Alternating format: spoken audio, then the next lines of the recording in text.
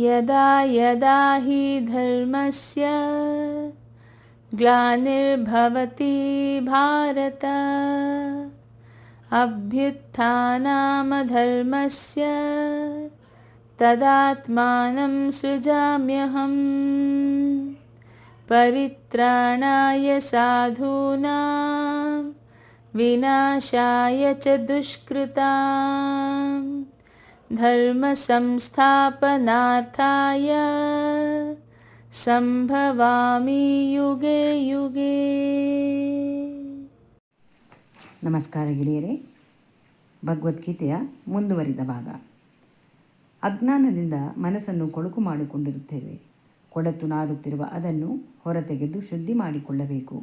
ನಮ್ಮ ಶರೀರವನ್ನು ಸ್ವಚ್ಛ ಮಾಡಲು ನಾವು ವಿವಿಧ ರೀತಿಯಲ್ಲಿರುವ ಸಾಬೂನು ಬಳಸುತ್ತೇವೆ. ನಮ್ಮ ಆತ್ಮವನ್ನು ಶುದ್ಧಿ ಮಾಡಿಕೊಳ್ಳಲು ದೇವರ ಸಹಾಯ ಪಡೆದುಕೊಳ್ಳಬೇಕು. ನಮ್ಮ ಶುದ್ಧಿಗೆ ಅನೇಕ ಮಾರ್ಗಗಳು ಇವೆ. ನಾವು ಶುದ್ಧವಾದ ಮೇಲೆ ಜ್ಞಾನ ನಮ್ಮ ಸ್ವಭಾವಕ್ಕೆ ತಕ್ಕ ಹಾಗೆ ಬೆಳಕು ಚೆಲ್ಲುತ್ತದೆ. ಕೊಳಕು ತುಂಬಿದ ಮನಸ್ಸು ಶಕ್ತಿಯಾದ ಮೇಲೆ ಆತ್ಮದಲ್ಲಿ ಪರಮಾತ್ಮನ ಬೆಳಕು ದಿನಕ್ರಮೇಣ ತನ್ನ ಶಕ್ತಿಯಿಂದ ಪ್ರಜ್ವಲಿಸುತ್ತದೆ. ಆಗ ಕತ್ತಲಿನಲ್ಲಿ ಹಗ್ಗವನ್ನು ಹಾವೆಂದು ತಿಳಿದು ಭ್ರಮಿಸುತ್ತಿದ್ದ ನಾವು ನಮಗೆ ಬೆಳಕಿನ ಸಹಾಯದಿಂದ ಸತ್ಯವನ್ನು ಕಾಣುವಂತಾಗುತ್ತದೆ. ಅದುವರೆಗೆ ನಮ್ಮ ದೇಹವನ್ನು ನಾನು ಎಂದು ತಿಳಿದು ಅದಕ್ಕೆ ನಮ್ಮನ್ನು ನಾವು ಕಟ್ಟಿ ಹಾಕಿಕೊಂಡಿದ್ದೆವು. ಈಗ ಬೆಳಕಿನ ಸಹಾಯದಿಂದ ಇಂದ್ರಿಯ ಮನಸ್ಸಿಗೆ ಬೇಡವಾದುದನ್ನು ತೋರಿಸಿ ಅದೇ ನಿಜವಾದ ಸುಖ ಎಂದು ತಿಳಿಸಿ ಮೋಸ ಮಾಡುತ್ತಿದ್ದೆವು. ಅದನ್ನು ನಾವು ನಂಬಿ ಇಂದ್ರಿಯಗಳಲ್ಲಿ ತಾದಾತ್ಮ್ಯ ಭಾವವನ್ನು ಹೊಂದಿ ನರಳುತ್ತಿದ್ದೆವು.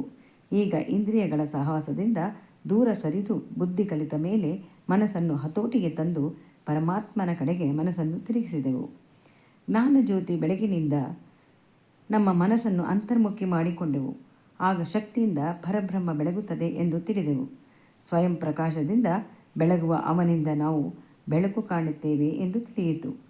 ಆತ್ಮಜ್ಞಾನದ ಶಕ್ತಿ ದಿನಕ್ರಮೇಣ ಹೆಚ್ಚಿ ಪರಮಾತ್ಮನ ಕಡೆಗೆ ಕರೆದುಕೊಂಡು ಹೋಗುವುದು. ತದ್ಬುದ್ಧಿಯುಳ್ಳವರಾಗಿ, ತದಾತ್ಮರಾಗಿ, ತನಿಷ್ಠರಾಗಿ, ತತ್ಪರಾಯಣರಾಗಿ ಜ್ಞಾನದಿಂದ ಕಲ್ಮಶಗಳನ್ನೆಲ್ಲ ತೊಳೆದುಕೊಂಡು ಮತ್ತೆ ಹಿಂತಿರುಗುವಿಕೆಯನ್ನು ಪಡೆಯುತ್ತಾರೆ.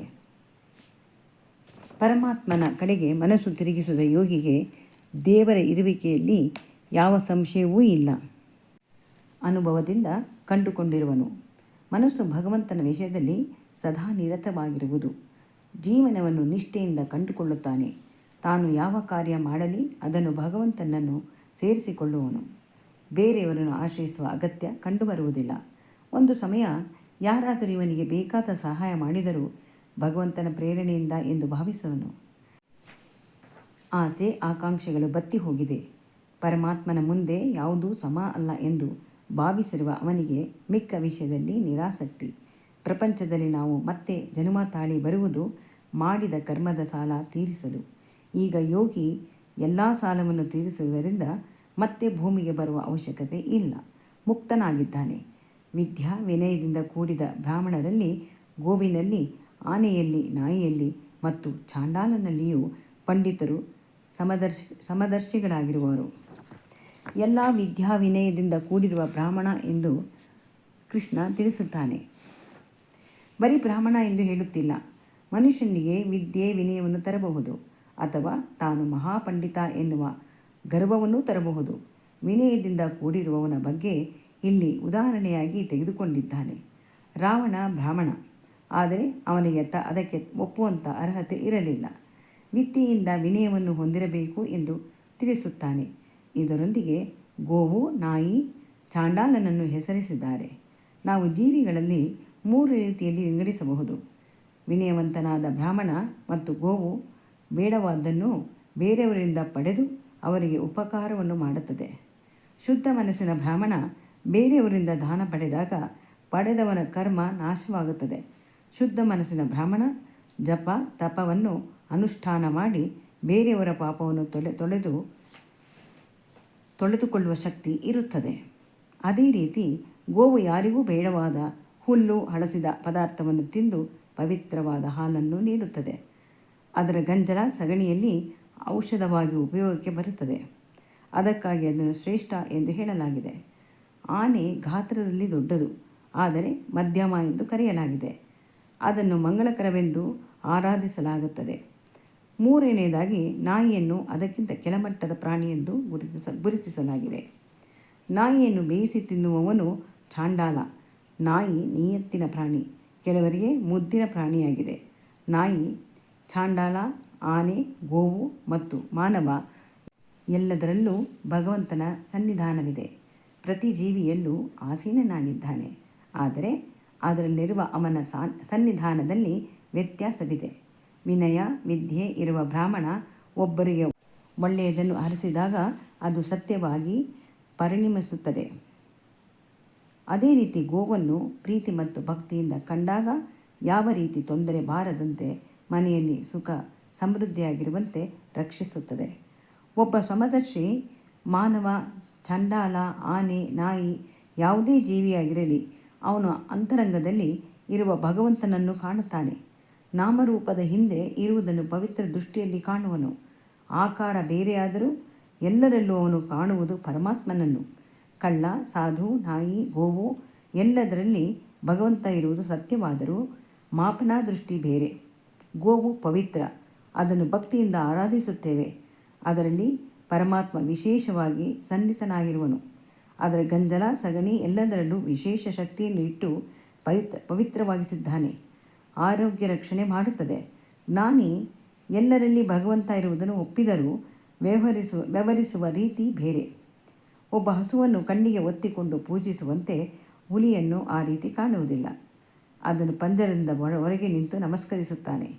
ಒಬ್ಬ ಚಾಂಡಾಲನಲ್ಲಿ ದೇವರು ಇರುವುದು ಸತ್ಯವಾದರೂ ಅವನ ಸಹವಾಸ ಮಾಡಲು ಹೋಗುವುದಿಲ್ಲ. ಯಾರ ಮನಸ್ಸು ಸಾಮ್ಯದಲ್ಲಿ ನೆಲೆಸಿರುವುದೋ ಇಲ್ಲಿಯೇ ಸಂಸಾರವನ್ನು ಜಯಿಸುತ್ತಾರೆ. ಏಕೆಂದರೆ ಬ್ರಹ್ಮ ದೋಷರಹಿತವಾಗಿಯೂ ಸಮವಾಗಿಯೂ ಇರುವುದು. ಆದುದರಿಂದ ಅವರು ಬ್ರಹ್ಮದಲ್ಲಿಯೇ ನೆಲೆಸಿರುವವರು.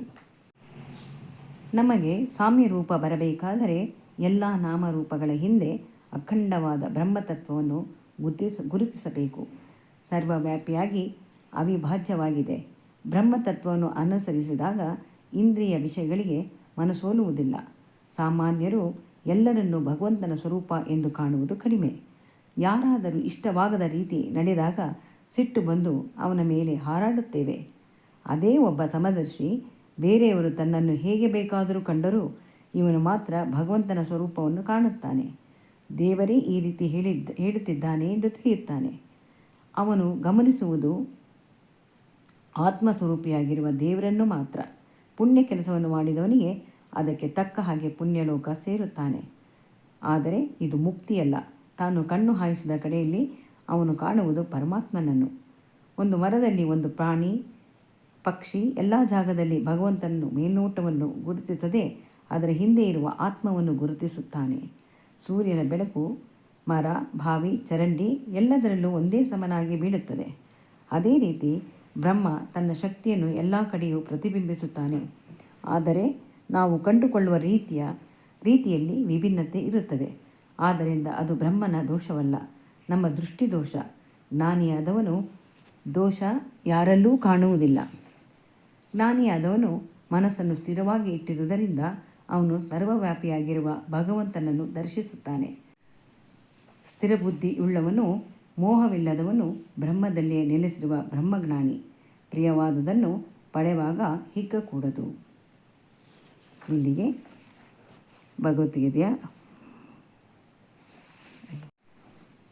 ಭಗವದ್ಗೀತೆಯ ಮುಂದುವರಿದ ಭಾಗ ಮುಂದಿನ ದಿನಗಳಲ್ಲಿ. ಅಲ್ಲಿವರೆಗೂ ನಮಸ್ಕಾರ ಗೆಳೆಯರೇ.